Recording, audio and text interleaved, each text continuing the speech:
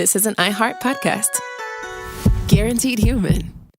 Hi, it's Jill Winterstein, host of the Spirit Daughter podcast, where we talk about astrology, natal charts, and how to step into your most vibrant life. And today I'm talking with my dear friend, Krista Williams. It can change you in the best way possible. Dance with the change, dance with the breakdowns. The embodiment of Pisces intuition with Capricorn power moves. So I'm like delusionally proud of my chart. Listen to the Spirit Daughter podcast starting on February 24th on the iHeartRadio app, Apple Podcasts, or wherever you listen to your podcasts.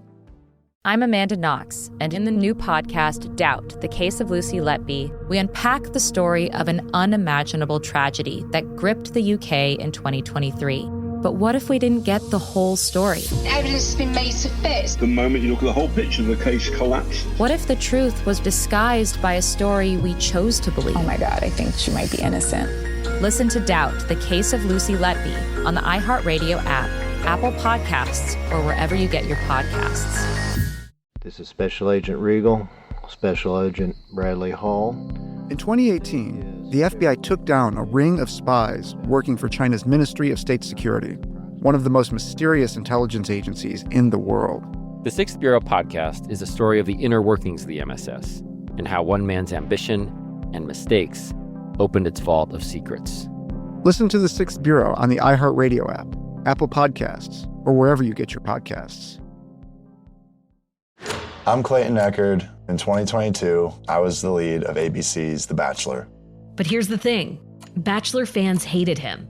If I could press a button and rewind it all, I would. That's when his life took a disturbing turn.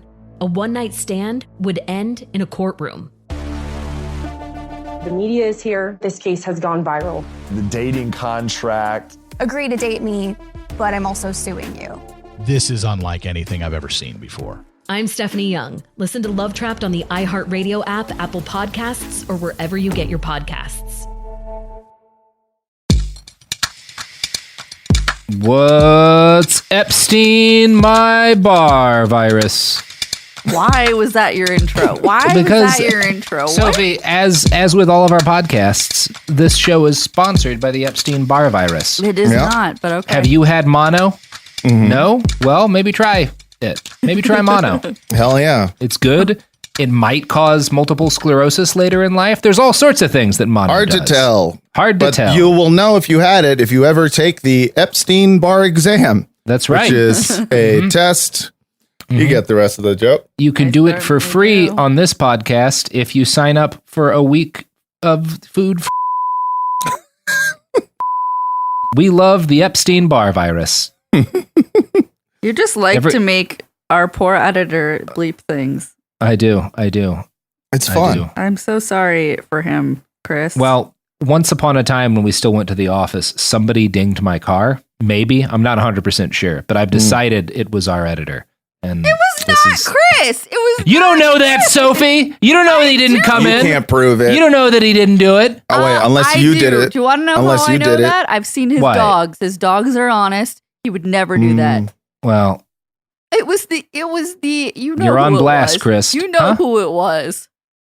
And I don't know who it was. It does wrench us back onto topic, which is Harlon Carter and the birth of the national, well, not the birth of, but the rebirth of the, like, this is, it's like a racist, you know how Gandalf is like Gandalf the Grey, and then he gets reborn as Gandalf the White after fighting a Balrog. Right. The NRA gets rebirthed as a white supremacist organization after fighting the Balrog of the Black Panthers assembling legally with guns to check police power. Yeah. I may have lost the thread a little bit. No, I got you. You got shall not pass gun control legislation. All right, we figured it out. We got it. We got it back on. Yeah, it got there. See, people, this is how the sausage gets made. So disgustingly. Now we're talking about the NRA, and particularly we have this over the Gun Control Act, this first big clash between Harlon Carter's people and the old guard. And the old guard wins, right? Because they're still, broadly speaking, in control. But it becomes like they kind of in the course of winning, it becomes clear that an awful lot of, perhaps most NRA members are actually not on board with the direction they want. Are really excited about this more fundamentalist attitude towards the Second Amendment. And while Harlon Carter was busy building the bones of a fundraising and lobbying machine that would dominate conservative and really in a lot of ways American politics for the next half century, the old guard were wistfully looking back to the organization's past as a sporting association and figured maybe we could go back to that, right? Yeah. And so they are the conservatives. Harlon Carter is the radical, right?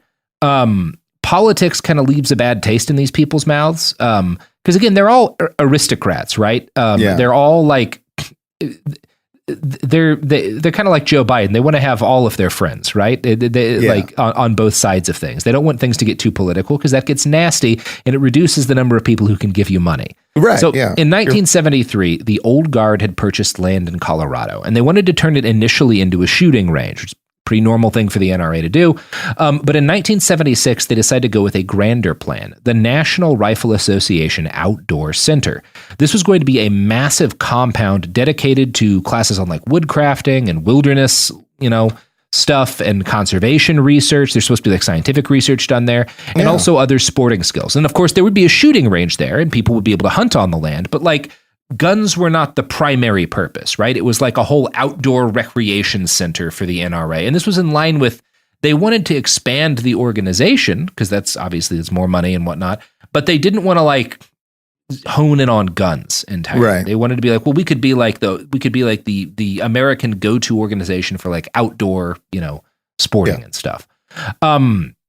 So in order to help them kind of make this shift, right? Because this is, at this point, that is different from the NRA's initial vision, as is Harlon Carter's vision, right? So they're both trying to move it in different directions, right? It's become clear that like this thing the NRA had been isn't going to continue. And the old guard has a vision and the new guard has another one.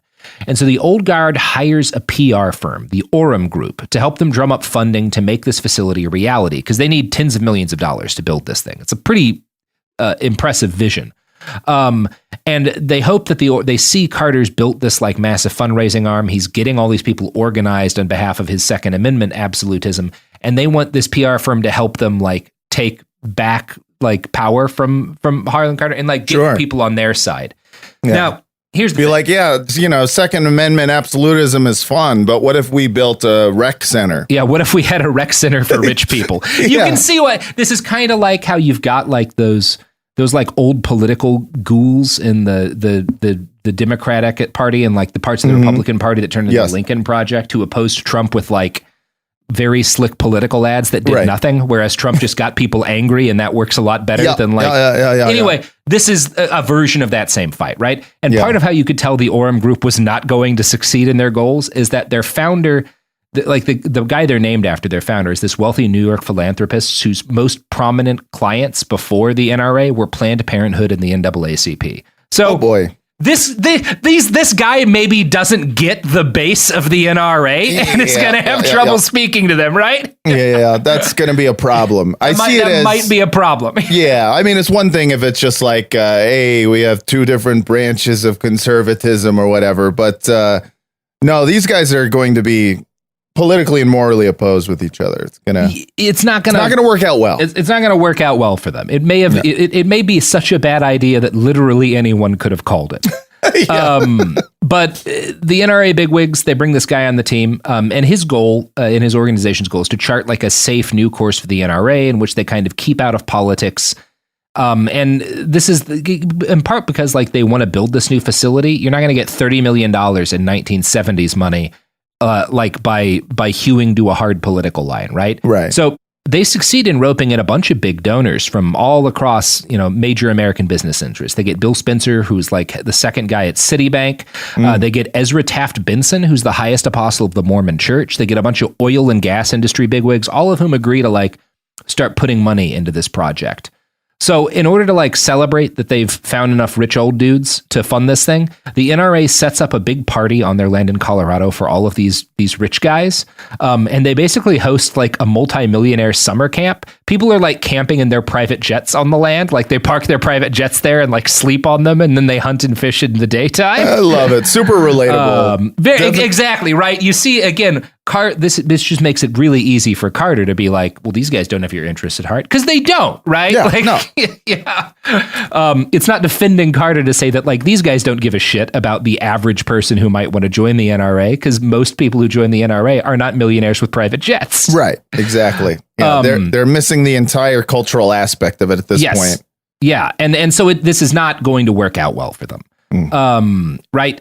So there's some backlash. And Alina Buckley describes kind of the old guard's vision of the association's future as, quote, one in which shooting accompanied frontier abundance, funded by corporations that had long bankrolled conservative causes. One in which guns were a reflection of American might, cowboy-like to be sure, but still with a military-like formality, rather than a vigilante ethos that saw federal power as a threat.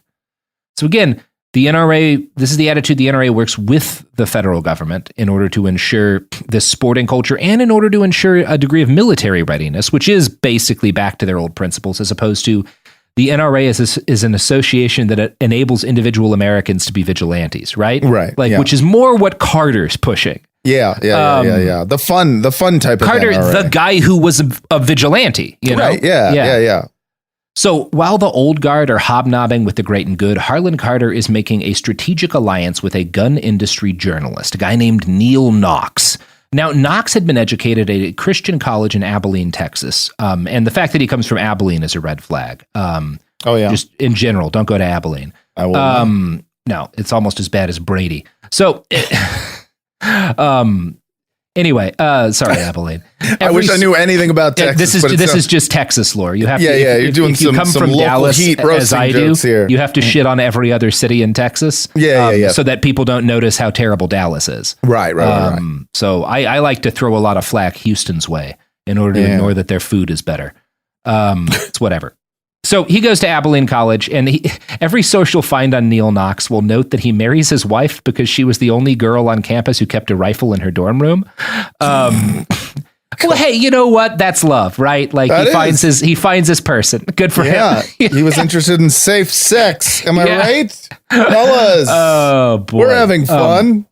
I mean, this is like getting into like how different some things are in the country, but like at the elementary school where I went to, it was not uncommon for like people, particularly like teachers, to have like guns in their cars in the parking lot. And at the high school, like kids would regularly have their guns in their cars in the parking lot during like hunting season and stuff. Well, it's like they're hunting rifles, right? Because they're like, this is in like Idabel, Oklahoma. Like it's not uncommon during the season. Like you go straight from there to like whatever blind you've got.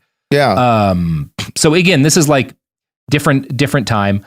But also Neil Knox is a very modern kind of gun guy who is going to help make the NRA into like the gun culture war organization that it becomes. Yeah. He sounds like the kind of origin story of like the first guy horny for guns. That's going to be normal. Like he's going to normalize being horny. No, he's going to normalize being gun horny, but also with conspiracy baked into it, right? Ooh. That's one of the keys, right? It's not just like an appreciation for guns. It's an appreciation for guns within this like conspiratorial milieu that Neil Knox is like, he's a guy on this. Yes. He's read the Turner Diaries and shit. Yeah, I mean, he would have been the kind of guy to help write them. Not that he was, because that's a different set of guys. Although they are kind of connected by the Goldwater campaign, but that's another story. As the Dallas Morning News writes, Knox was, I'm just going to quote them walking through this guy's background. In the mid-1960s, Knox worked as a reporter and editor with newspapers in Vernon and Wichita Falls before getting a job as founding editor of Gun Week, a newspaper covering firearms issues of the day. From his base in Arizona, the bearded gun evangelist spent the next 40 years railing against gun control and pitting himself against NRA leaders he saw as too compromising. In the 1960s and 70s, the gun industry and the NRA were inclined towards pragmatism, said Jeff Knox, who's his kid from his home in Buckeye, Arizona, and willing to make concessions. The elder Knox believed strongly that the Second Amendment was absolute, and he especially didn't like the idea of registering guns, which to him raised the specter of a dictator confiscating all arms and subduing the citizenry, Jeff Knox said. At one point in the mid-1990s, Neil Knox even suggested the assassinations of Kennedy and King might have been staged to build support for gun control. So Knox is the start of specifically the strain of the American right and American gun culture that kind of culminates in Alex Jones, right? Yeah, right. And he's not super big about pushing that, but he is like the first kind of prominent voice to start talking about like these false shootings, flag attacks exactly, that were made specifically flags, right? for gun control. That's one of the big things that Neil Knox introduces into American culture, at least helps to introduce. I'm not going to claim that he was entirely on his own there. But he's like the vanguard of that kind of guy who winds up doing the Sandy Hook conspiracy shit later on. And it's worth noting, though, that when Knox partners with Harlon Carter, again, this is 76, 77. So he has not yet started pushing conspiracies outright. But you can see kind of where he goes is where he and Carter help to lead a lot of the gun culture. So these guys, the old guard, see Carter and Knox and see them as like kind of unhinged, but even more than that, they're not primarily objecting necessarily to their goals as much as the fact that they're so extreme that it's going to take away funding, right? It's going to reduce the NRA's ability to attract a lot of like people to give them money for their It was the Republican establishment during like Trump's run. They were just like, listen, we agree all Mexicans are rapists, but you're not going to get the nomination by saying it. And it's like, want to bet? Yeah, exactly. Like that's kind of like they're arguing like these people are too extreme. The NRA will like die out if their kind takes over. And Harlon Carter's like, oh, motherfucker, you want to see how to make the NRA make a lot of money? I will show you some things. He's about to. Yeah. So one Friday in November of 1976, the head of the NRA purged 80 staff members loyal to Carter, right? They fire everybody with like very little warning. Because again, Carter spent years getting his Border Patrol guys in there. So they try to get rid of all these people. And what becomes known later as the Weekend Massacre. And Harlon, it's the only massacre. Harlon resigns from his position in protest. And Alina Buckley continues, quote, "In Gun Week, Hand Loader and Rifle, all publications Knox had once edited, writers began reporting rumors about a shakeup at headquarters. The Orem Group's report on the Outdoor Center had been leaked, and gun group leaders around the country bristled at its language." And this is from the Orem Group's report.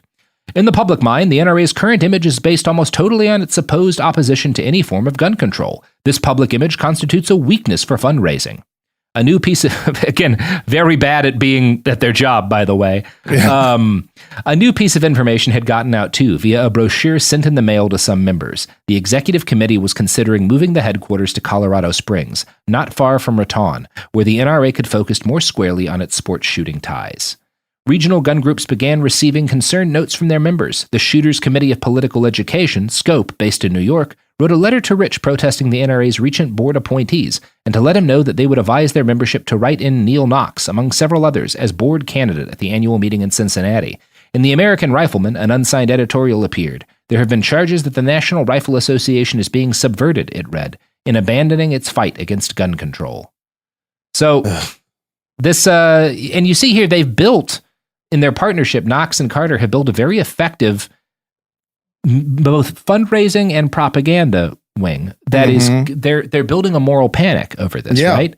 In a very modern way, in a way that is, and it's modern because this is like this is part of like the blueprint of like everything the right will do in the future. So for the next couple of weeks, Knox and Carter call every other NRA lifetime member they can. In brief, like when you have an organization like the NRA, every year you have to have a meeting and you have to do like voting at that meeting and stuff. And like, there's people who are the actual like board and stuff, but also the lifetime members get to vote. And so the board is in control unless you can get like enough of those members to vote on measures that would like replace the leadership. Right. So, and they had never worked. No one had ever really tried to do this before. Right. Like the fact that the members get to vote had kind of been like stock options voting where it's like, yeah, I mean, the random citizens who control 20% of the company's stock get a vote, but like our CEO controls 45% and his best friend controls 20%, so it doesn't matter what they say, right? Right. That was the thinking, but obviously the NRA isn't like a publicly traded company. You just each of these people has a vote, and if you can whip them all into shape, you could actually wrest control of the organization away from the old guard, which is what Knox and Carter start planning to do. Now, there's a lot of politicking that goes on here. You can read about it in detail in Alina Buckley's article. One thing I think that's worth noting is that the whole event has something of an early Trumpy vibe. The folks Carter lines up to back their plan to take over the NRA saw the old guard as out-of-touch aristocrats, which they were. They framed themselves as like Paul Revere types, right? They're founding fathers, right? They're fighting a revolution against an unjust like aristocracy. Yeah. One person who was present. They're all doing the cosplay now. It's all begins with the "Don't Tread on Me" flags and the 3-pointed, fucking hats and yes. And one person who was present later recalled some members were angry enough to bring rope, tar, and feathers to Cincinnati. Yeah. What is their obsession with? It's like, oh, the Tea Party, tar and feathering. It's just like they just have an obsession with this like patriotic forms of like, like old style LARPing. It's just the same fucking. Oh, God. I mean, this gets into a broader issue that actually is present in different forms everywhere, which is that like, everyone has their types of violence that are like good and traditional and okay, and their types of violence that are so black people breaking a bunch of windows during a riot, or like flipping a cop car and lighting it on fire. That is not okay. That's horrifying. That's evil, violent, end of civilization. Tarring and feathering a guy trying to like raise taxes, like literally melting a man's skin off in order to stop him from like getting the taxes that will pay for a road. That's traditional, right? Yeah, it's allowed. It's I mean, burning their skin off and then the feathers is just so they look like a chicken. Just the most horrifying joke that you can possibly think of. Yeah. There was like that John Adams HBO series with Paul Giamatti. Oh, yeah. They had like a tarring and feathering in it. And it was like the first time I was like, oh, yeah, that's incredibly violent. It's really, really violent, actually, to tar and feather a person. I thought it was just like, hey, we're going to make you look like a funny chicken, like a pie in the face. I put it on the same level as a pie in the face. But it's no, it's not. It's pretty bad. No, and it's like, I mean, everyone, there's a degree to which this is very common across the political spectrum, because on one, you get like, whenever people suggests like, well, the cops should confiscate this, or the cops should like do that. It's like, well, okay, what happens when police confiscate things? Like, what does that look like violence wise, Yes. Yeah. And it's because like, I don't know, everyone's got, it's a common political tactic, right? To frame the violence you want to do or you want to have the government do as not violence because it's being done by the government. It's like, when people do a panic about like drug dealers sneaking fentanyl into things. Right. Their solution to that is have the DEA raid more people. It's like, well, the DEA kill people too. Completely. I don't know. This is just what people do. Anyway, so Knox takes point on the actual day of the convention. He's the one who's actually whipping votes at the NRA convention to propose a series of bylaw changes. Using the support base Carter had built, he gets them to vote in a defense of the Second Amendment to the NRA's mission for the first time, right? So he's like, this is the first time they actually add, because the NRA, like they have a mission statement or whatever as an organization. The first thing they do is they add like Second Amendment, like we are advocating for like the, this interpretation of the Second Amendment to that. The next thing they do is they block the sale of the NRA headquarters in D.C., and they block the development of the outdoor center. So they put it into this plan.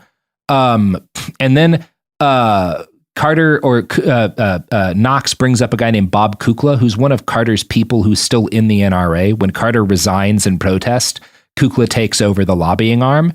And he's apparently, I guess the old guard had thought he was trustworthy, but he secretly records one of their managing committee meetings, and they play this in front of the crowd. And in the tape, you can hear the current head of the NRA and the other members of the old guard criticizing Kukla for, quote, going to war every time someone mentions gun control. So he pulled a Project Veritas on. He Veritas. Again, these guys are really building the playbook that's going to be used everywhere, well outside of guns. God damn. So following this, Knox and his voters stripped the board and managing committee of power. And basically, again, you can go into a lot more detail about how they do this all legislatively. But by the end of things, the old guard are no longer in charge of the NRA, and Harlon Carter is the new executive vice president. Damn. At 3:30, they do it fucking street style. And at 3:30 a.m., Carter takes to the stage to give his first speech to his newly conquered NRA.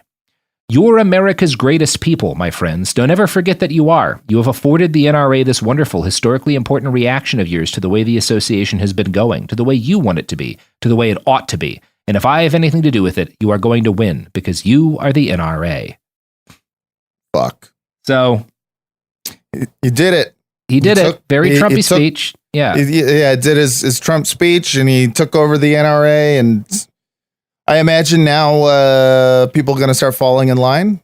Is that yeah. Well, the NRA is going to make a lot of people fall in line, and we're going to talk about what they do. But first, you know who loves to carry out coups? Who? Our sponsors, who backed a series of coups in Indonesia in order to gain access to the island that you can go to hunt kids on. Yeah, that's what they're known for. And hey, if you're not into guns, understands you can use bows, you can use an atlatl, you know? Ninja stars for sure. Look, they can't stop you. Yeah. A bow staff, literally any weapon the Ninja Turtles use. Yeah, the government of Indonesia has no control over this island. So it's all on.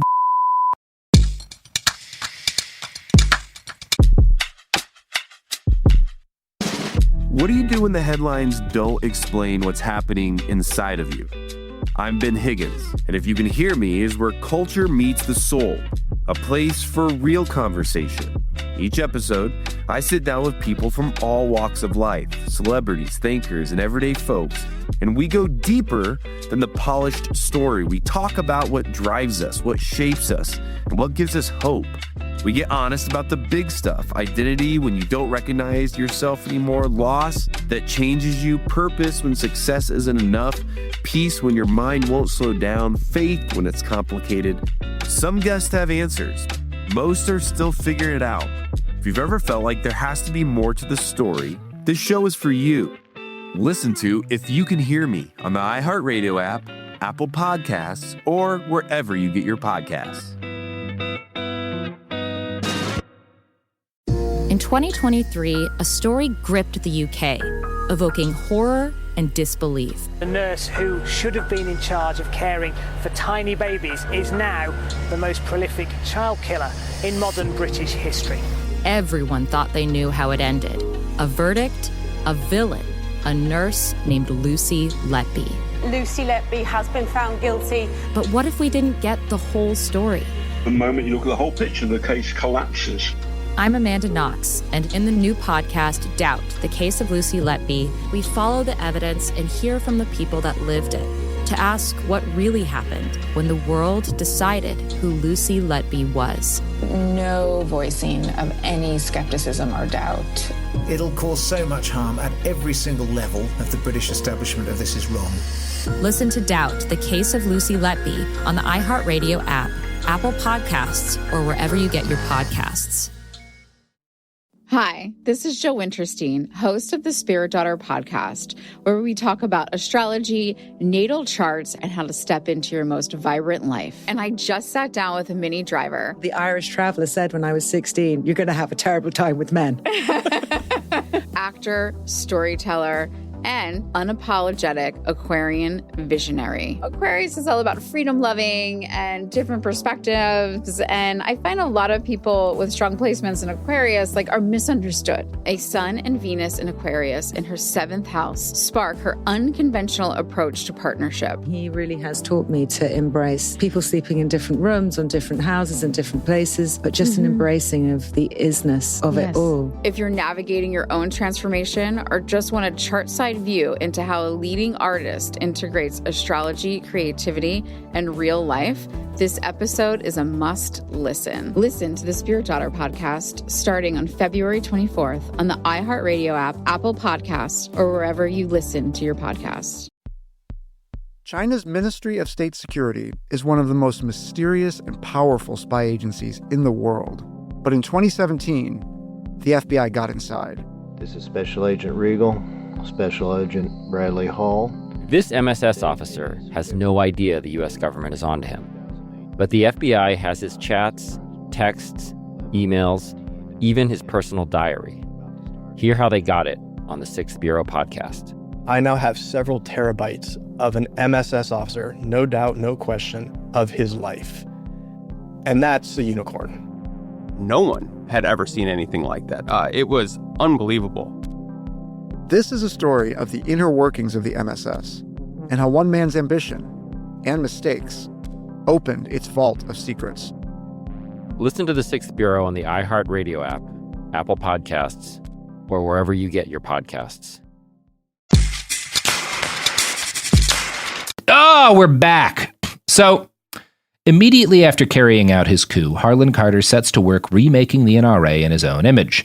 One of his first hires is a guy you may have heard of, Matt, Wayne LaPierre. Yes. Good old Wayne. There we go. Big Wayne. Yeah, Big LaPierre. Pepe Le Pew, pew, pew, pew. Yeah, exactly. He's not French, but it's probably somewhere along the line. Somewhere along the lines. Yeah. The point is, Pepe Le Pew, pew, pew, pew is a very good pun, and everyone that was a good joke. You should be proud. So by 1986, LaPierre is running the NRA's entire lobbying arm, right? So he kind of takes the job that Carter had basically.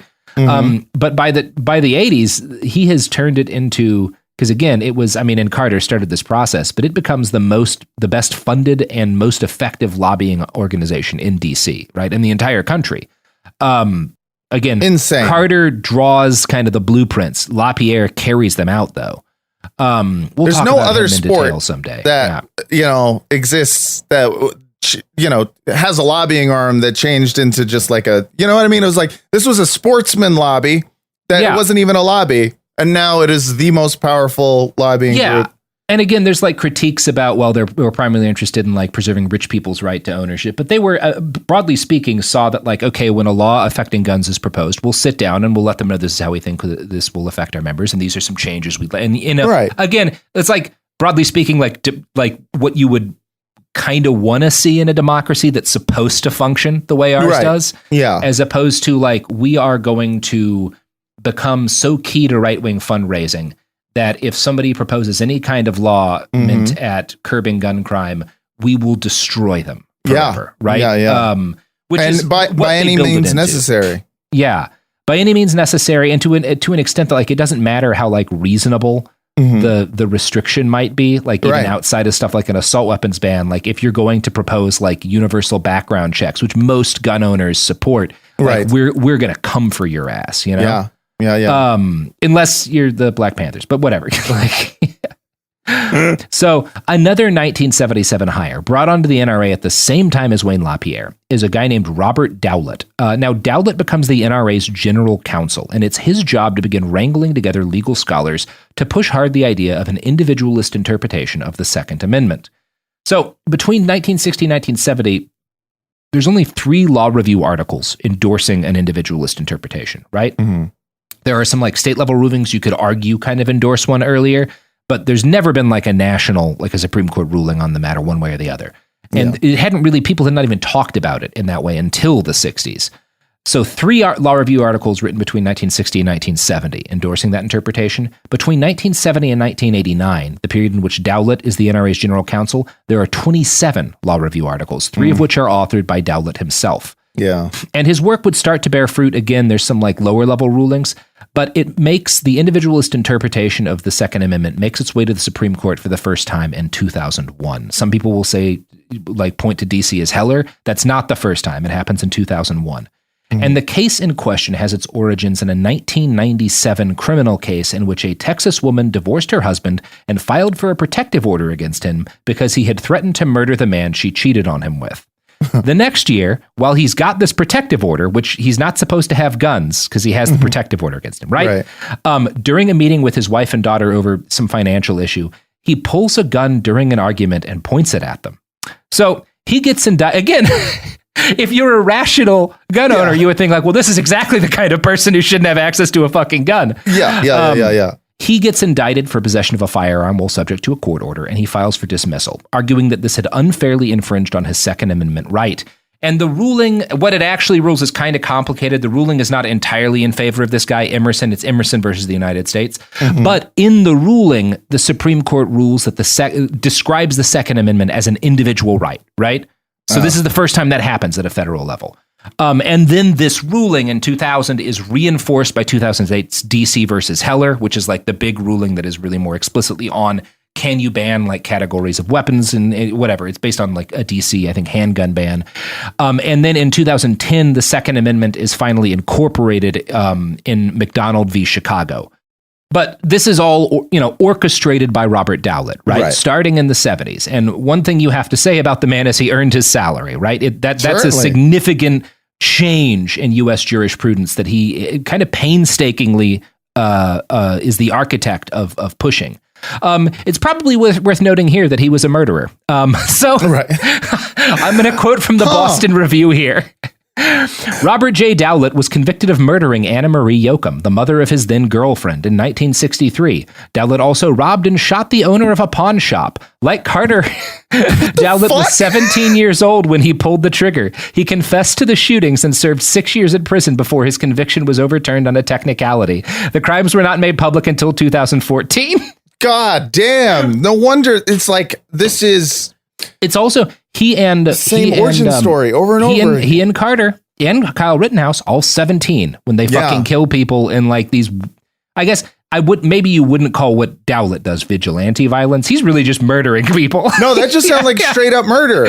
Yeah, he just murders a woman and then shoots a pawn shop owner in a robbery. So I guess you would say he's not a vigilante. He's just straight up an armed criminal. That is fucking insane. And this is the guy who's made it easier for fucking everyone in the world or in the United States to he's the NRA's general counsel. So at one point, I assume he went to law school. Yeah. Because again, he gets off like Carter does, right? He gets off and then he goes to college, and then he starts his career. Good for them, I guess. Nice to know we live in the land of opportunity like that. I believe firmly that people should be able to get a second chance after making a mistake, especially when they're not legal adult age. I believe in certain second chances for certain kinds of mistakes. I think perhaps if you murder your girlfriend's mom and then shoot a pawn shop owner during a robbery, an avenue that we ought to close to you is representing the National Rifle Association as a lawyer. That's right. Maybe that's not okay. Yeah. I mean, it's like, listen, that guy explicitly does gun crimes. Yeah. For fun. This perhaps should not be his job. I want to know what happened with the relationship. I don't actually know. Did it suffer after the murder of the mother? It must have been hard. Well, she was his girlfriend, so I don't think they wind up staying together. Oh, damn.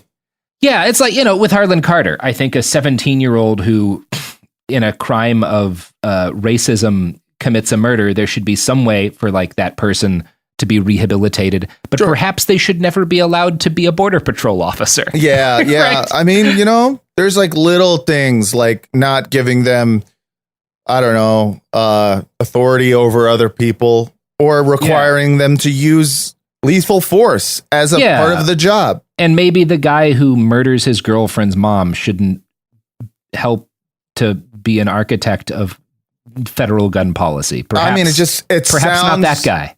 It sounds rational. Yeah. But you know what? I don't know if that's I think it'll work out fine. I'm not even arguing against an individualist interpretation of the Second Amendment, because again, I don't really believe that the Constitution is something that we should treat as a religious document, but not this guy making that case. If you're going to make that case, maybe Ross Dowlett shouldn't be the man doing it. Seems like not. No. So that's cool. And the Boston Review article I found does a good job of pointing out that the NRA's embrace of this specific legal interpretation does not occur in a vacuum. While Dowlett's lawyers are making their case, right? So while they're, and again, this is it's 40 years. It's a painstaking process of I guess 20-ish, 23, something like that. Long time. But while they're making their case, the NRA is carrying out mass mailing campaigns, some of the most extensive in political history, and they're publishing magazines that reach millions of people. They're paying for ads in all of these different gun press magazines. They're having paid spokesmen show up and talk radio stations, right? And part of like what they're doing, they're arguing for this interpretation of the Second Amendment, but they're also pushing a cultural change, what some scholars have termed the tactical turn in U.S. gun culture. Again, even to the extent that one thing that liberals get wrong is like, it is not new for civilians to own on a widespread scale military grade weapons. Among other things, one of the most popular guns in civilian hands that the NRA, before its political turn, sold to people was the M1 Garand, which was the U.S. service rifle of World War II, right? Right. But what is really new is that it's is this kind of paramilitary turn for gun owners, because people were not buying M1 Garands primarily to like play act as soldiers. They were buying them because the Garand is a perfectly good hunting rifle, right? It's a 30-06, which is a very effective hunting round. And those were cheap, right? So it was a good weapon to buy. So people are not dressing up as soldiers with their N1 Garands primarily, right? That kind of stuff, the tactical turn in U.S. gun culture, occurs because it occurs alongside the militarization of the police and these kind of Hollywood valorization of the militarization of police. So there's a lot that's going on here, right? And including, like, broadly speaking, the kind of like you also should tie in what Hollywood's partnership with the Defense Department, right? And the increasing degree to which like military tactical culture becomes like popularized. But the NRA recognizes like there's a lot of promise in this. Number one, you can get more people involved. You can sell more shit to people, which means you can have more companies funding the NRA who are not selling not just guns, but all this tactical gear. I'm going to read a quote again from that Boston Review article, and it's quite long, but it really ties all of this together. Quote, "Though the story of this tactical development in U.S. gun culture is complex, I focus in this essay on a few particularly crucial components. The first is that border enforcement has been increasingly militarized since the 1970s and diffused deeper into the interior of the country. This has blurred the boundary between domestic and foreign conflict, brought the use of exceptional police powers into nearly every U.S. town, and turned militarized border security into a ubiquitous mechanization of radicalization. This has also corresponded with the militarization of local police forces, which was certainly worsened by the War on Terror, but which historian Elizabeth Hinton has identified as having deeper roots in the Johnson administration's War on Crime, which of course the NRA backs. Like the nationalization of border security, it turned this nation's city streets into sites of militarized racial enforcement. Second, individuals once arming themselves for self-defense, often out of racial fears or a perceived threat to their masculinity, are now frequently claiming to do so in defense of the Constitution and freedom itself. The NRA has played an outsized role in this vigilante reframing by promulgating the myth that gun ownership has always been about an individual constitutional right and oriented towards a nativist version of self-defense. This vigilantism operates in conjunction with extra-legal violence of law enforcement officers and is fueled by an individualist notion of sovereignty more dangerous than any military-grade weaponry. It rejects the freedom of others as equal to one's own and views any attempt to support such equality as tyranny. More importantly, this sovereignty is assumed to grant the individual the power to take life in defense not of law, but of particular social and racial orders. There are now 25 federal agencies with special tactical units. In May of June of 2020 alone, 16 deployed their tactical teams to Black Lives Matter protests, including the Border Patrol, the Bureau of Alcohol, Tobacco, and Firearms, the Bureau of Prisons, the U.S. Marshals, the U.S. Coast Guard, and every one of the FBI's 56 field offices. And at the local law enforcement level, Special Weapons and Tactics SWAT units are now a staple of daily policing. Their very ordinariness is a testament to how dramatically local policing has changed since 1969, when a SWAT unit was first used to raid the Black Panther headquarters in Los Angeles, pioneering what was at the time an almost unprecedented domestic use of military force.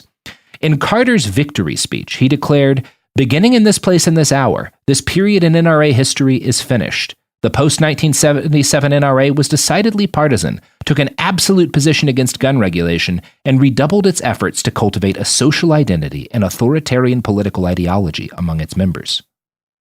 God damn. Yeah. God pretty bleak damn. when you lay it all out like that. Yeah. All of that in a row and concisely done? Yeah. Fucked up. Yeah. And it's, Jesus. Again, some in our listenership will agree and some will disagree. I'm a believer fundamentally that I don't like the idea of the state having a monopoly on violence. And I certainly don't like the idea of the police being able to own things that I cannot own. Sure. But that there's an argument to be made, if you're, again, care about being an originalist, that is close to the original interpretation of the Second Amendment, right? Right. What part of what and they're claiming to be originalists. They're claiming to be that the original interpretation was individualist. But what they're doing that for is not any idea of community self-defense or a fear that the federal government will accumulate too much power, although it's often framed that way. Fundamentally, it is about allowing regular white citizens to emulate the military and the police and to act as vigilantes in their stead, right? That is where the NRA turns. And that is the tactical turn, right? It's not that there's nothing evil about owning body armor, which people can do for perfectly reasonable defensive purposes. There's nothing like, but what they're doing is pushing this idea of like, not just that like society ought to be militarized, which you get in every kind of argument that like, what we need to do is harden the schools, we need to add more cops. But it's this idea that the individual white person should militarize themselves in order to protect this kind of racial hierarchy. Right. Yeah. Uphold white supremacy. And this is the thing.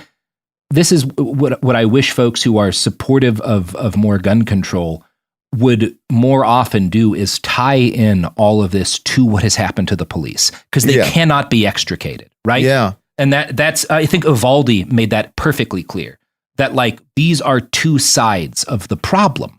And the NRA is a huge part of how we get there, both how we get these cops that look indistinguishable from like Marines in downtown Fallujah. Not that I think the Marines necessarily should have been in downtown Fallujah. But you have these guys. There's this thing called the weapons effect, right?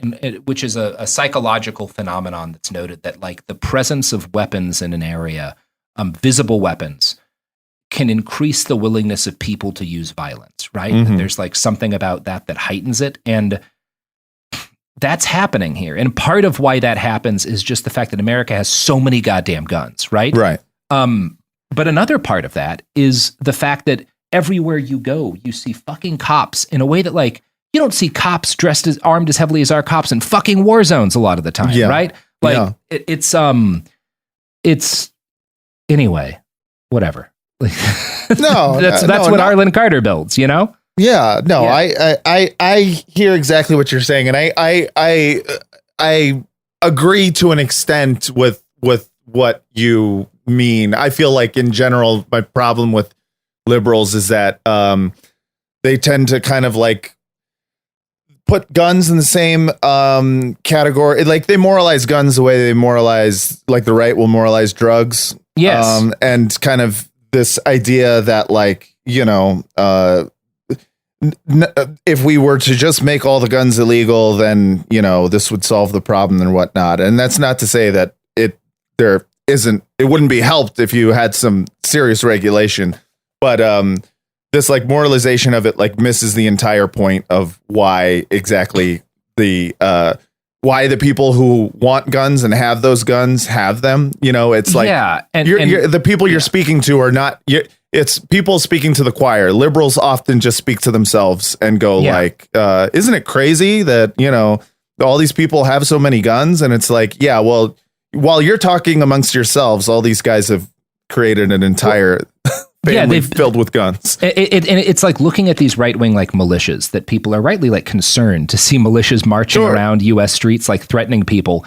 But also failing to see the thing that is like, well, every one of those guys has friends who are cops, and like a significant percentage of them are cops, which is why a whole bunch of cops were present at January 6th. And that's a huge chunk of it. And like, you can't divorce your desire to reduce the number of guns in American culture from the need to reduce the militarization of the police, because they are both inextricably tied to the problem, which is the constant gun violence in this country has 2 points that need to be really like hit on. It's not just civilian gun ownership. It's also the way in which the state uses and legitimates armed force. Going back to even the earliest days where it's like, yeah, in Texas, your right to carry guns was heavily restricted, but if you were a white vigilante who carried guns to do racist violence, you would often get off, right? Even though you'd broken the law, right? Right. Like Harlon Carter, you know?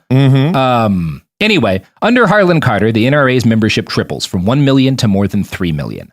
It would reach 5 million members under Wayne LaPierre. Obviously, the NRA, we're not going to get into this a lot, but it's like well past its prime at this point for a variety of reasons of primarily rampant corruption. There's a pretty good podcast about like what the fuck happened there, but yeah, it's called Pod Yourself a Gun, a Sopranos podcast. I'm sorry. So the NRA tops out at about 5 million members. But as of 2017, about 14 million Americans claimed some sort of affinity for the organization. I forget who did the poll, but whatever. And And one of the things that's interesting here is that like, that's like a lot of people to get around anything, but that's also not a lot of people as a voting bloc compared to the entirety of the United States, right? Yeah, yeah. And so looking at that, you have to kind of marvel at the success of the NRA in making their ideas a cornerstone of right-wing politics. 100%. I was just thinking to myself, that seems like a low number. Right, because again, if you look at actually polling of Republicans on gun control issues, they are a lot less hardliners on guns than you would guess by how the party acts. And it's because the party's ability to fund elections for decades was heavily based on who could get the NRA's approval, right? Yeah, got to get that A+ rating. Exactly. In 2016, they spent more than $30 million on Donald Trump's campaign. And this, again, people often miss this. Like, my parents were hardcore right-wingers, right? So was my whole family. I had like 2 relatives who owned guns, like my grandpa and one of my uncles, right? Yeah. And I did go shooting as a kid, but my parents didn't have any. My aunt and uncle didn't have any. There were not guns in the house of my family in Texas, you know? Because like, it's actually not as integral to conservatism as a, at least, I mean, this is again changed because the culture wars have accelerated. So like, this is that there's less conservatives like the ones I grew up with when there were today. But the NRA, it wasn't that everyone on the right was in lockstep. It's that the elected leaders were scared to cross them because that's where the fucking money came from. Right, you know? of course. That's why they were able to wield power so effectively. One of the most peculiar but also influential aspects of Harlan's time in power was his repeated and intense defense of cheap, shitty handguns. And this gets us to the Saturday Night Special. Here we go. So Saturday Night Special, in brief, like there's a type of handgun that was very cheap in the 70s up through in the 80s and stuff called it was nicknamed the Saturday Night Special. It's like a 5 or a 6 shot, usually 38 caliber handgun. Yeah. These are still, guns like this are still used in violent crime way more often than like the guns that are politicized. Like cheap handguns in general are the primary guns that are used in violent gun crime. Yeah. Although what is a cheap, shitty handgun is different now because actually 6-shot revolvers are kind of pricey these days as opposed to like a High Point or something. Yeah. But yeah, so this is a cheap, shitty handgun. And these are particularly low quality handguns. They were not like well made as a general rule. Right. They didn't always work. They did not always work. We're building to that. Okay. Sorry. Jumping the gun. So you have this massive crime rate that starts in the 70s and really like peaks in the early 90s. And again, a lot of Joe Biden's career is based off of this like violent crime panic that starts in this period. And one of the first like legislative like tsunamis that forms around the crime surge is around this fear of the Saturday Night Special. And one of the reasons why people are so scared of the Saturday Night Special is that it is a gun that black people can afford. Right? Yes. It is a cheap handgun, and so it is affordable for those folks. Harlon Carter opposed new legislation to ban the Saturday Night Special. Although he didn't do it on the grounds that poor people deserved firearms, but fascinatingly, on the grounds that they were shitty and broke easily. And this is one of the most incredible arguments I've ever heard from NRAontherecord.org. Quote, speaking in opposition to legislation that aimed to ban Saturday night specials and other inexpensively produced handguns, Carter stated in a 1972 speech before the NRA's executive committee, I can produce actual cases that the cheap handgun that snaps in a police officer's face instead of firing has saved many, many lives. And the question arises, what are we trying to do? Upgrade the quality of handguns in the hands of our criminals? God, that's an amazing logical argument. Yeah, I mean, it's like he has a point, a really fucked up evil point, and it's also he's getting straight to, I mean, the crux of it here, which is like he's lucky to be in a situation in which he can claim like, oh, actually, I don't want to ban this because this makes me feel safer to know that they have, you know, the poor. Their quality of handguns is it's way worse. Yeah, there's a lot that's messy on this whole thing, but it is very funny, and it's going to wind up getting a lot of people killed. Not just from violence. A lot of people are going to die because of Carter's defense of terrible handguns and where it leads. But before we get into that, you know who else loves shitty handguns that break in their owner's hands and they. I'm sorry, Sophie. Absolutely loves it.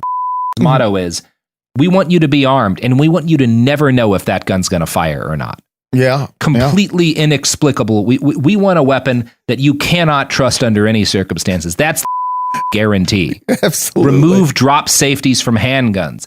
Let them free, you know?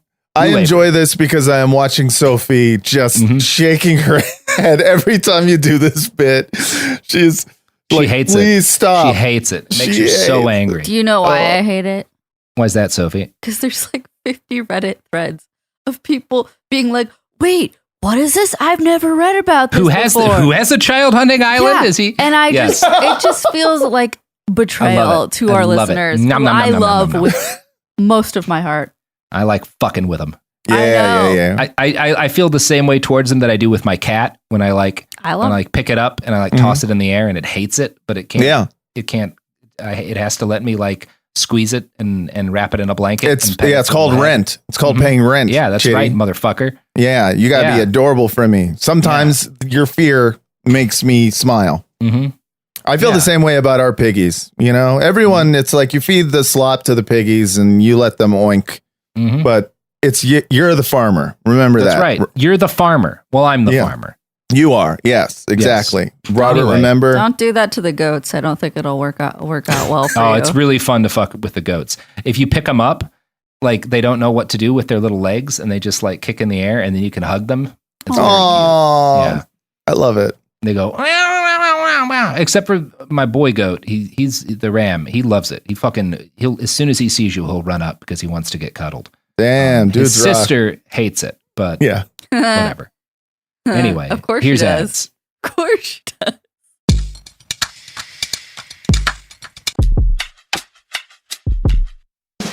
What do you do when the headlines don't explain what's happening inside of you? I'm Ben Higgins, and if you can hear me, is where culture meets the soul, a place for real conversation. Each episode, I sit down with people from all walks of life, celebrities, thinkers, and everyday folks, and we go deeper than the polished story. We talk about what drives us, what shapes us, and what gives us hope. We get honest about the big stuff: identity when you don't recognize yourself anymore, loss that changes you, purpose when success isn't enough, peace when your mind won't slow down, faith when it's complicated. Some guests have answers. Most are still figuring it out. If you've ever felt like there has to be more to the story, this show is for you. Listen to If You Can Hear Me on the iHeartRadio app, Apple Podcasts, or wherever you get your podcasts. China's Ministry of State Security is one of the most mysterious and powerful spy agencies in the world. But in 2017, the FBI got inside. This is Special Agent Regal, Special Agent Bradley Hall. This MSS officer has no idea the U.S. government is onto him. But the FBI has his chats, texts, emails, even his personal diary. Hear how they got it on the 6th Bureau podcast. I now have several terabytes of an MSS officer, no doubt, no question, of his life. And that's a unicorn. No one had ever seen anything like that. It was unbelievable. This is a story of the inner workings of the MSS and how one man's ambition and mistakes opened its vault of secrets. Listen to the 6th Bureau on the iHeartRadio app, Apple Podcasts, or wherever you get your podcasts. In 2023, a story gripped the UK, evoking horror and disbelief. The nurse who should have been in charge of caring for tiny babies is now the most prolific child killer in modern British history. Everyone thought they knew how it ended. A verdict, a villain, a nurse named Lucy Letby. Lucy Letby has been found guilty. But what if we didn't get the whole story? The moment you look at the whole picture, the case collapses. I'm Amanda Knox, and in the new podcast, Doubt, the Case of Lucy Letby, we follow the evidence and hear from the people that lived it to ask what really happened when the world decided who Lucy Letby was. No voicing of any skepticism or doubt. It'll cause so much harm at every single level of the British establishment of this is wrong. Listen to Doubt, the Case of Lucy Letby on the iHeartRadio app, Apple Podcasts, or wherever you get your podcasts. Hi, this is Jo Winterstein, host of the Spirit Daughter podcast, where we talk about astrology, natal charts, and how to step into your most vibrant life. And I just sat down with a Minnie Driver. The Irish traveller said when I was 16, you're going to have a terrible time with men. Actor, storyteller, and unapologetic Aquarian visionary. Aquarius is all about freedom loving and different perspectives. And I find a lot of people with strong placements in Aquarius are misunderstood. A Sun and Venus in Aquarius in her 7th house spark her unconventional approach to partnership. He really has taught me to embrace people sleeping in different rooms, on different houses, in different places, but just an embracing of the isness of it all. If you're navigating your own transformation or just want a chart side view into how a leading artist integrates astrology, creativity, and real life, this episode is a must listen. Listen to the Spirit Daughter podcast starting on February 24th on the iHeartRadio app, Apple Podcasts, or wherever you listen to your podcasts. We're back. So before we get on to the consequences of Harlon Carter's embrace of terrible, unsafe firearms, let's talk about his defense of the virtues of arming small children with derringers. Now, Matt, if you're not a gun guy, the derringer is a tiny, ultra-concealable 1 or 2 shot pistol that were originally made for riverboat gamblers, as documented in the documentary Maverick. Okay, all right, I know exactly which gun. Right? Yeah, they're like little bitty, little hot girl guns is the way I think of them. Here's something he said to Congress. There was a little boy, and it was real cold, and he had his hands in his overcoat. He had one of these little old derringers, and 4 bushy guys ambled up in an arrogant manner. He stopped them, and 3 of them were very nice and decent, and one of them said, "What would you do if I told you I had a pistol and I was going to kill you?" And he says, "I would kill you, you son of a bunch. These little guns have a very noble and important purpose, and we should make our position clear." God, that is the first recorded incident of someone being like, my 5-year-old just said, "Daddy, why does Trump do the bad thing?" And I couldn't explain. It's like a totally fake story that did not There's exist. absolutely no way this happened, but also none of it makes sense. What does it mean by they're bushy? What does that mean? It has to be racist, right? Bushy? He has to be being racist here. Oh, yeah, for sure. But I don't know how. Which race? I'm going were they Hasidic Jews? Yeah, what does this mean? What does bushy mean? I don't know. It could be Italians.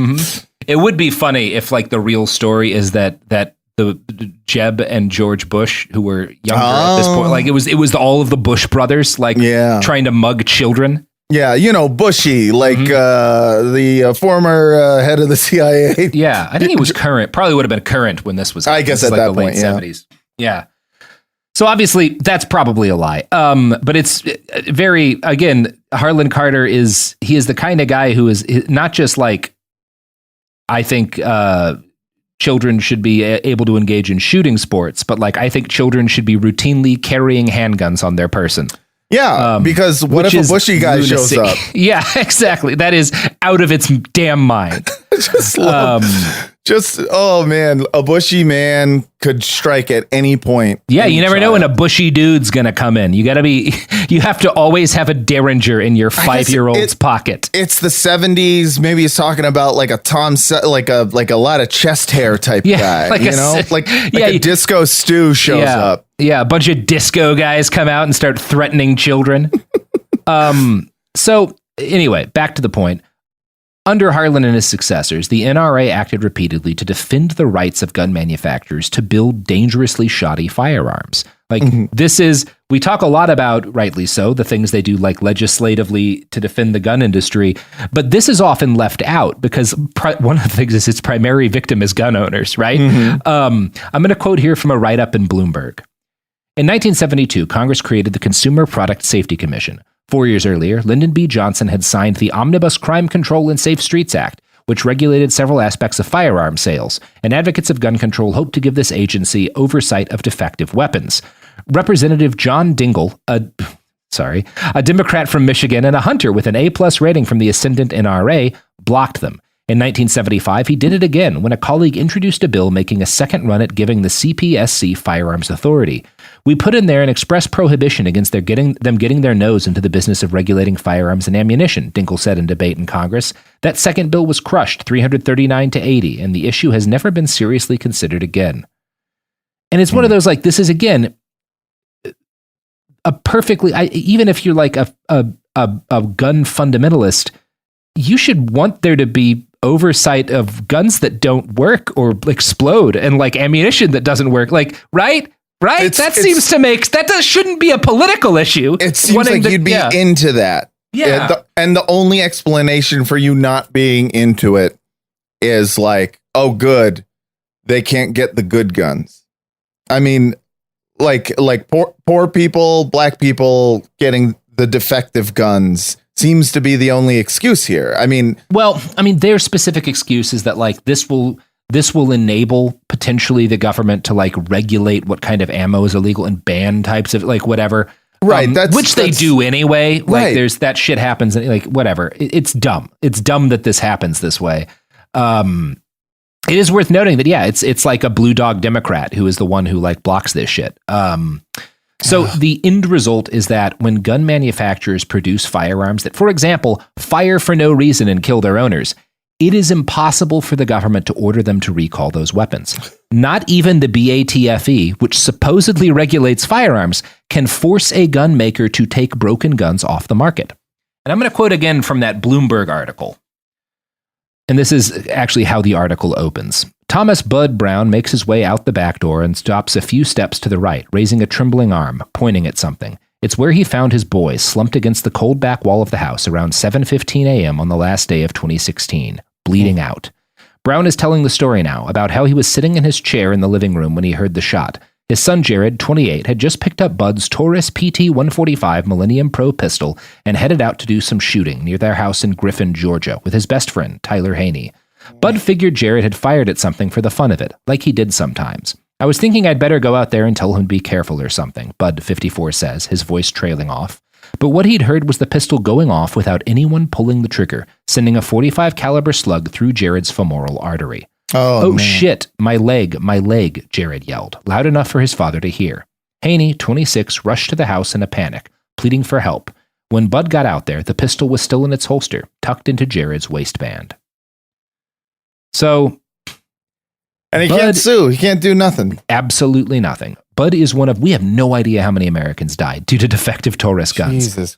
The company did eventually issue a recall on something like 1 million weapons that were potentially defective, but they didn't have to run ads anywhere to inform people of the recall. They were not required to reach out to their customers, to reach out to gun stores, to take any action at all to warn people that they'd sold guns that could fire for no reason. Insane. An unknown number of those weapons are still in people's gun safes, closets, and holsters today. That's fucking crazy. Just like, yes. I don't even know the justification. It's just guns don't kill people. Yeah, it's this. Fate kills people. The NRA, there's this like social, like culture war component of how they do what they're doing. But they fundamentally represent the gun industry in any industry that can stop there from being a way to sue them if their products don't work. Of course. We'll do it if they can, you know? Yeah. It's so insane to get to a point where it's so clearly a manufacturing lobby mixed in with a culture war issue that just creates death everywhere. Yeah, I mean, again, for among other things, don't buy Taurus guns for any practical purpose. But, absolutely. In the 1990s, more than 40 U.S. cities filed lawsuits against gun manufacturers, spurred on by a surge in violent crime. This was the super predator era. Now, I can't speak as to the legal merits of the individual cases of these cities against these gun manufacturers, but the response the NRA chose was interesting. They used their lobbying arm to launch a campaign that got Senator Larry Craig of Idaho and Representative Cliff Stearns of Florida to propose a piece of legislation that would end all pending litigation against gun companies and prevent any future litigation. It took a while to actually get the law, which is the PLCAA, written, and by the time it was introduced, George W. Bush was on his second term. In October 2005, he signed the PLCAA into law, which blocked lawsuits from seeking damages on gun industry companies for unlawful use of a firearm, right? So if the company could be sued for like breaking the law in some way, but they cannot be sued for what people do with their weapons. And I have some conflicting feelings on some of these lawsuits, but one of the things that people will point out is that the advertising of a lot of these companies, like leads to and this is a big thing, like the Sandy Hook lawsuit, right? One of the big issues, one of the big like points that used to justify like the suing against the Bushmaster who made the gun that was used in Sandy Hook was this ad campaign they'd just done where it was like consider your man card reissued, and they would like send you a man card with an AR-15, and it's again, there's again, this is like a complicated thing to get into entirely, but there's a debate to be had, and to my mind, the area in which it's kind of most relevant to have this debate is on to what extent does the way the gun industry tries to sell weapons to people complicit in when those weapons are used for violence. So, for example, when Daniel Defense launches an ad where you have like a Bible verse and a small child holding an AR-15, to what extent does that help to what extent does that help make gun culture in the United States more violent, right? Right. And this is not really what the lawsuits are for. Like the Uvalde families aren't suing Daniel Defense, or they're attempting to right now. This is all happening at the moment on those lines. But to my mind, that's kind of that's the thing that like I think there's a point on. Sure. I mean, it's like the way cigarettes were marketed changed, were regulated like crazy, and has actually had an effect on the amount of smokers. Yeah. And so anyway, again, I have some complicated thoughts on like suing companies for the unlawful use of their products, but there's like, anyway, the PLCAA kind of ended that for a long time. Yeah. This is starting to be challenged, but for 15 or 17 years or whatever, made any kind of like debate meaningless, right? Because it was just prohibited. And it was prohibited. Again, this is the NRA spent a lot of money on George W. Bush's campaigns, Right. I am wondering if initially the Hitachi magic wand actually was a back massager. And if you could sue a company because it gave your wife an orgasm. Well, I think people do need to consider when we talk about like to what extent should a gun manufacturer be liable for something about a mass shooting. There are some unsettling implications to some of that. It's not it's not as cut and dry as certain other things are. Yeah. And I'm not saying it's a slippery slope necessarily, but I am saying that I thought it was a back massager. Yeah. And now it's better at making my wife calm than I am. And that always has been.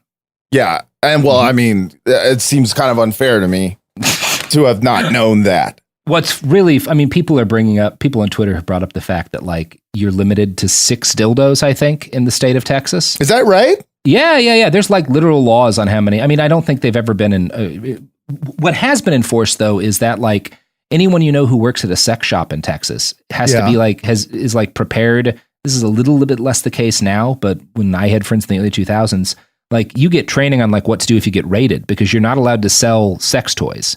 They were always called cake toppers, right? Like the dildos and shit were like cake toppers or personal massagers or whatever. Yeah. But you couldn't say like these are for fucking in the same way that like you could sell a bong, but you had to call it a water pipe for tobacco. Like if you use the word bong in a Texas head shops were always kind of inconsistent about how much they were paranoid about this, but like you could get asked to leave for calling something a bong in a head right. shop. But I mean, what do you call that silicone butt that has both the pussy and the vagina? That's a sex ass. That's a sex ass. Yeah. So, but I'm just saying, how do you market that? So I don't think they really had sex ass. Although I know people bought fucking, what do you call them? The fleshlights. So there must have been some, like, I'm guessing they must have been advertised as like a novelty, right? As like this is for joking around at a bachelorette party. You put it on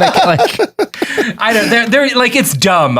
Texas's whole legal system is stupid as shit. That's insane. That's a lot of fun though. I mean, but people get around it. Like I didn't have access to a big silicone butt vagina. And so I fucked a big mouth Billy Bass. Yeah. Who didn't fuck a big mouth Billy Bass? Yeah. I mean, that was just a universsul experience of people in the early 2000s.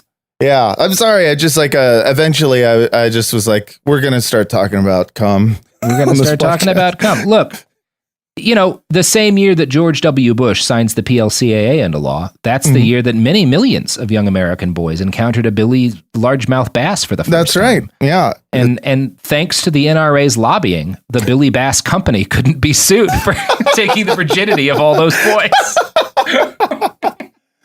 Take me to your virginity. All right, I'm done. All right. The last thing I want to talk about here, and this is maybe the most unsettling thing the NRA has done, is that they have made it impossible not just to, not only do they fight any regulation that might potentially impact positively America's gun violence problem or America's gun death problem, they've made it impossible to research how gun violence works and the extent to which different policies affect it.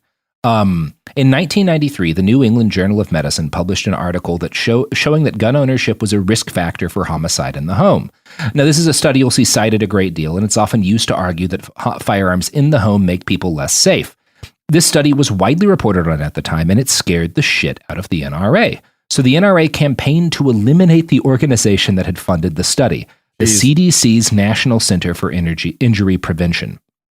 Congress included language in the 1996 Omnibus Appropriations Bill to insist that, quote, none of the funds made available for injury prevention and control at the Centers for Disease Control and Prevention may be used to advocate or promote gun control.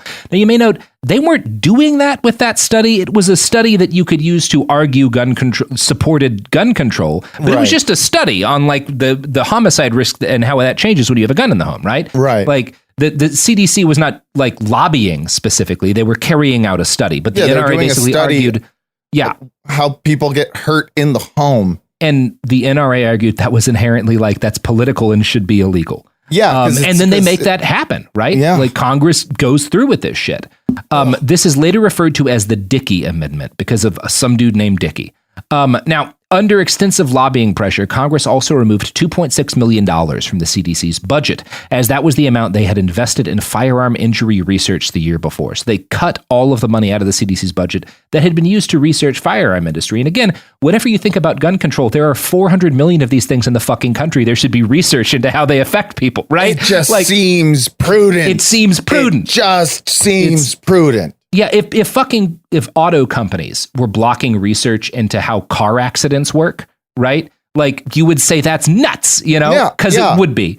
And it's not even. It's not even sure that car companies have tried to do that, but yeah, right. I don't fault them for trying. It's the same way with that's what they're going to do. That's right? what they're going to do. They're going to try to do that, and it's a fucked up capitalist system we're in. Yes. If you have the money, you can try. The crazy thing is the success rate of the NRA in these things that are completely common sense ideas. There's a wide variety of arguments about how should you interpret the findings to studies like this, to what extent should they inform policy, all that kind of stuff. But at the end of the day, I think if you're saying you shouldn't be studying this kind of stuff at all, you're the bad guy here. You're definitely right? bad. You're definitely for sure, the bad you're guy at the here. very least coming in bad faith. But you are 100% doing bad guy stuff. Yeah, and should be stopped. And federal funding for research into gun violence and gun-related injuries dried up after that. Since 1996, the CDC's funding for firearm injury prevention has fallen 96%, and similar attempts to fund research have met with further attacks on the ability to study any of this stuff, most recently in 2012. So anyway, that's broadly speaking the story. Our buddy Neil Knox, I should give you a little bit of context on how our heroes turned out. How they doing? Neil Knox wound up being way too radical for even Harlon Carter's NRA. He was forced out of the organization in 1982 after being overshadowed by the rise of Wayne LaPierre. I think LaPierre kind of helps maneuver him out. He dies of colon cancer in 2005. He outlived Carter by a fair amount. Harlon died, not surprisingly, of lung cancer in 1991. So the tobacco industry did us all a solid on this one. Yay, occasionally it works out. One of his final acts in this world was to hand over control of the NRA to Wayne LaPierre. Oh, shit. That's the Harlon Carter in the NRA, everybody. God damn. There's a pretty good song about him called Ramon Casiano by the Drive-By Truckers, which is good. God, well, that guy fucking he sucks. It sucks that he sucks that he's dead too. I feel like one of the big reasons why I'm just like, I'm not for like, hey, let's make guns illegal or whatnot, is because like I feel like guns might end up being very useful in stopping all these ridiculous, fucking NRA lobbies. You know what I'm saying? Yeah, and this is I have tried. I think I've done a very good job of like not inserting a bunch of my own specific opinions on gun control, because at the end of the day, there is a history of here, and it deserves to be like talked about. Sure. Without a tremendous amount of editorializing. But yeah, I feel similarly. Like my attitudes on what gun control should be around are impacted by like, number one, I don't think only rich people should have guns. I don't like the idea of 1,000% excise tax on AR-15 so that only wealthy people can afford them. Right. And I don't like the idea that like at this point, at least culturally, the only people who are interested in having guns are people who are interested in upholding white supremacy. And that is deliberately designed that way. And one of the things that has happened in the last couple of years, this has really accelerated since 2020, is the demographics of people buying firearms have changed wildly, particularly first-time gun buyers. And it's gotten a lot more left-leaning and a lot less white. And, there's a variety of personally, because people do ask about this because I talk about guns sometimes, in terms of what I think are the number one, the laws that you could most easily pass without the Supreme Court guaranteed shutting them down. And I think a federal assault weapons ban, the Supreme Court will rule against, right? Like it will go to the Supreme Court and they will rule against it in their current construction, outside of like talking about, should we stack the Supreme Court, whatever, like Biden's not doing that. So stuff that I think would not necessarily, like obviously anything is a crapshoot with the Supreme Court. So literally anything could get turned down. By the way, because they're about to rule on a concealed handgun carry bill anyway. But I think it's perfectly reasonable, and is also, there is legal precedent for raising the age at which someone has to be in order to buy a semi-automatic firearm. Certainly 18-year-olds are not full adults, and our current gun legislation recognizes that by banning them from buying handguns, although that's also not entirely accurate, because you can still buy handguns through like face-to-face sales or have them given to you by a parent or whatever. There's always like ways around this kind of stuff. But it's been established since I think 1986 that the federal government does not want people under 21 buying handguns. So it's the kind of thing where if you were to pass a law extending that to semi-automatic rifles, you'd have a stronger argument in front of the Supreme Court if it came to the Supreme Court in order to like defend that piece of gun control legislation. And both of our most recent mass shootings, as of this recording, there may have been another one by the time this drops. Yeah, let's not jump the were gun. 18-year-olds who bought a gun and immediately carried it. So I do think just on a moral level, there's a case to be made that, yeah, this might fucking save some lives.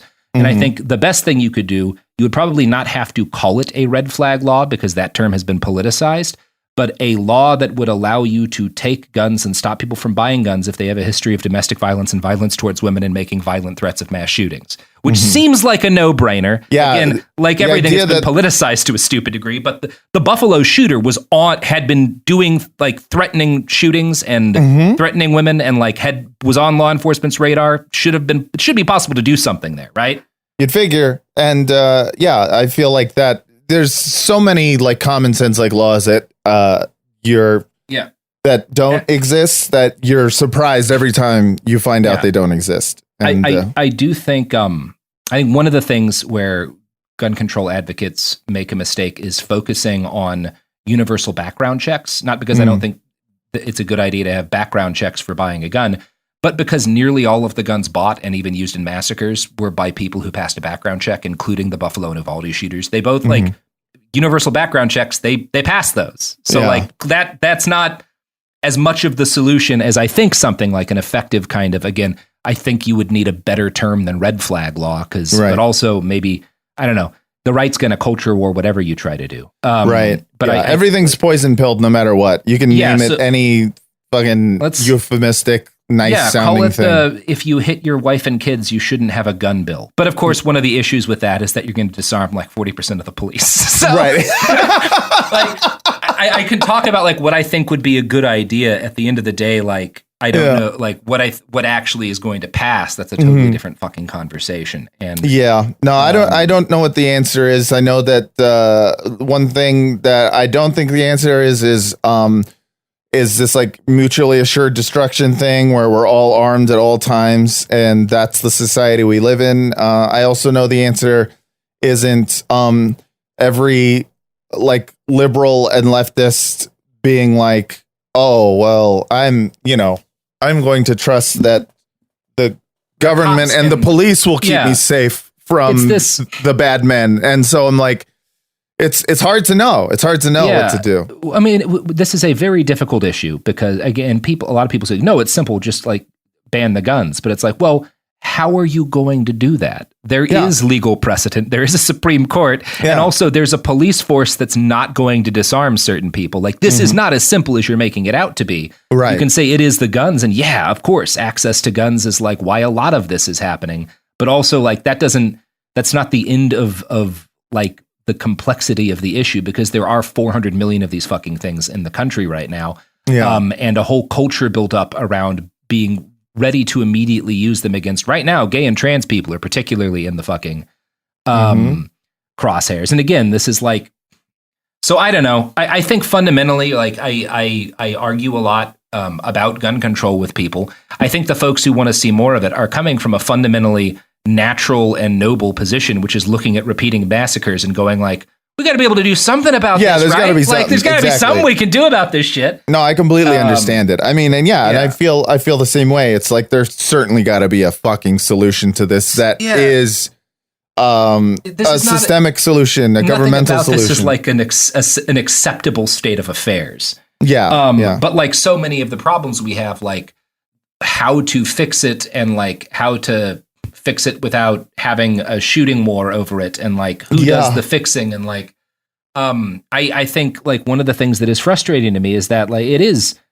just a big fundraising issue in a lot of ways, and in ways that I think are kind of like unhelpful in actually solving the problem. And I again, nobody knows what to do with this because it's so much like no one has ever had anything like this happen, right? People bring up the Dunblane massacre, the Port Arthur massacre. They bring out like, when Australia confiscated all those guns, and like that was 200,000 guns. Like there are 20 million AR-15s in the United States. There has never been a society this heavily armed, or a society that has turned the random mass killing of civilians into a meme. Both of those things have happened here. And they've happened alongside like the militarization of an increasingly unaccountable, violent police force that wants dictatorial control of American cities. And all of this stuff is pretty unique historically. So I don't know how we fix it. It feels so American and unique that it feels like, if I knew the answer to it, I would say it, but I really do not. I mean, and again, it's like one of those, I don't vote. I'm not a gun issue voter. I'm barely a voter, right? Like I do vote, but I don't believe in it. I don't believe it's going to do any. I vote as like well, what if I'm wrong? If I'm wrong and it's best to vote and vote and the people who say you got to vote for, if I'm wrong and they're right, then at least I put in the vote and I tried that thing. I don't think it's going to work. I don't think they're going to solve any of these problems. I think other things are going to be happening in the future that are not what we recognize as part of American politics, but are going to become the way things get decided in this country. And I think they're going to be uglier and weirder than our parents were used to. But I do like voting is like but maybe I'm wrong about that. It's the same reason I have a 401k, right? Right. Exactly. Maybe there will be an economy in 30 years and I'll get to retire. It's the same reason I own half of a Bitcoin. Who knows? Exactly. Maybe I'm wrong. I get it. You got just in case. What if I'm not missing out? I just have a one. It's all I could afford. But the point is I just want to say I vote, and I also am cynical, and I have the exact same pessimism that you do. But the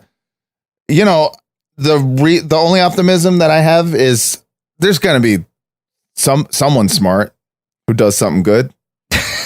One would hope. And I don't want to miss the bus. I don't want to miss, I mean, I tend to think we should all, maybe if people are more committed to like getting out there and taking personal responsibility, not as a militia, but in a responsibility for believing. I think sometimes, because we just had a mass shooting in Portland that was stopped by an armed member of the community, a shooting at a protest for a police violence victim, that was stopped by an armed member of the community. But I think community defense is everyone should have an IFAC, right? Downsides to owning a gun, no downside to having a tourniquet and some gauze on you and some chest seals and knowing how to use them. Zero downside. Could be useful in a car accident. You could have a fucking piece of rebar fall off of a building construction and impale somebody, and maybe you'd get to save their life with an IFAC. Million times that could be useful. Have an IFAC, right? Organize in your community to provide houseless people with, defense against sweeps, to provide people who are low income with eviction defense, to stock food pantries, like. All of that stuff is you can wear cool uniforms if you want while you do. You can get a plate carrier. You can put patches on it. You know. Can I wear tactical sunglasses? Fuck yeah! Why the hell not? Yeah. Be the tactical sunglass guy. Yeah. Whatever. Make it cool. Just help your community. Black Panthers look cool as shit when they were like serving food to kids, you know? Yeah, they did. They had swag, you know? Yeah, they wore berets and they made berets look badass, you know? Yeah, look People cool as hell and protect your community. And Anyway. Doesn't mean you need to own a gun, but maybe a little more community involvement might be helpful. And there's also a variety of things that you can do. Yeah. Yeah, abolishing the police. Mm-hmm. That is a good idea. Anyway, Matt, got any portables? Hey. Oh man, I've had a great time. Good. And if you love the Bastards and getting behind them, you'll love the podcast Pod Yourself a Gun, a Sopranos rewatch podcast that me and my friend Vince Mancini do. We just finished the entire series, so you can re-listen and rewatch the whole thing. And it's great. You'll love it. And you look forward to us doing our The Wire podcast very soon. It's going to be great. And, speaking about cops being bastards, it's a whole show about it. So you'll love it. And I promise you that, we're not going to, it's two white guys talking about The Wire. We're not going to, so just don't worry. It's good. It'll be good. I promise. I don't know how to say that. I'm excited to listen to it. We don't, we're leftists. Anyways, I'm excited. Follow me at Matt Lieb Jokes on Instagram. Follow Matt Lieb. Home. You have a Twitter? Track. I do. It's at Matt Lieb, and you can follow me there too. That's fine. But I feel jokes. No jokes on that one. Oh, That's got it. deathly serious. That one, I just post whatever. Today, in fact, I posted something from a Doomsday dried food ad that I saw. Oh, good. I love those. And it was really weird. It was like a Mac versus PC commercial, but they made the Doomsday, dried food guy, he was talking about his product. And then the other guy who was selling the fake Patriot food was very much an anti-Semitic meme. Oh, great. Oh, God. Oh, yeah. no. Yeah, they made him very clearly a Jew, and it opened Rad. with like, "Hello, fellow patriots," and I was like, "Holy fuck!" Oh, dope. They went for it, and so I posted a little bit of that, and you love to see it. You love to see just straight up anti-Semitism this was an Instagram ad, by the way, but hey, it was on. It usually is. Yeah. Anyways, follow me on all the things and learn to can. Look, it's cheaper than food buckets. Yep. Yes, learn to can, and it works way better. It does work very well. Yeah. Woohoo. Behind the Bastards is a production of Cool Zone Media. For more from Cool Zone Media, visit our website, coolzonemedia.com, or check us out on the iHeartRadio app, Apple Podcasts, or wherever you get your podcasts. This is Special Agent Regal, Special Agent Bradley Hall. In 2018, the FBI took down a ring of spies working for China's Ministry of State Security, one of the most mysterious intelligence agencies in the world. The Sixth Bureau podcast is a story of the inner workings of the MSS and how one man's ambition and mistakes opened its vault of secrets. Listen to The Sixth Bureau on the iHeartRadio app, Apple Podcasts, or wherever you get your podcasts. I'm Amanda Knox, and in the new podcast, Doubt, the Case of Lucy Letby, we unpack the story of an unimaginable tragedy that gripped the UK in 2023. But what if we didn't get the whole story? Evidence has been made to fit. The moment you look at the whole picture, the case collapses. What if the truth was disguised by a story we chose to believe? Oh my God, I think she might be innocent. Listen to Doubt, the Case of Lucy Letby on the iHeartRadio app, Apple Podcasts, or wherever you get your podcasts. Hi, it's Jill Winterstein, host of the Spirit Daughter podcast, where we talk about astrology, natal charts, and how to step into your most vibrant life. And today I'm talking with my dear friend, Krista Williams. It can change you in the best way possible. Dance with the change, dance with the breakdowns. The embodiment of Pisces intuition with Capricorn power moves. So I'm like delusionally proud of my chart. Listen to the Spirit Daughter podcast starting on February 24th on the iHeartRadio app, Apple Podcasts, or wherever you listen to your podcasts. I'm Clayton Eckerd. In 2022, I was the lead of ABC's The Bachelor. But here's the thing. Bachelor fans hated him. If I could press a button and rewind it all, I would. That's when his life took a disturbing turn. A one-night stand would end in a courtroom. The media is here. This case has gone viral. The dating contract. Agree to date me, but I'm also suing you. This is unlike anything I've ever seen before. I'm Stephanie Young. Listen to Love Trapped on the iHeartRadio app, Apple Podcasts, or wherever you get your podcasts. This is an iHeart podcast. Guaranteed Human.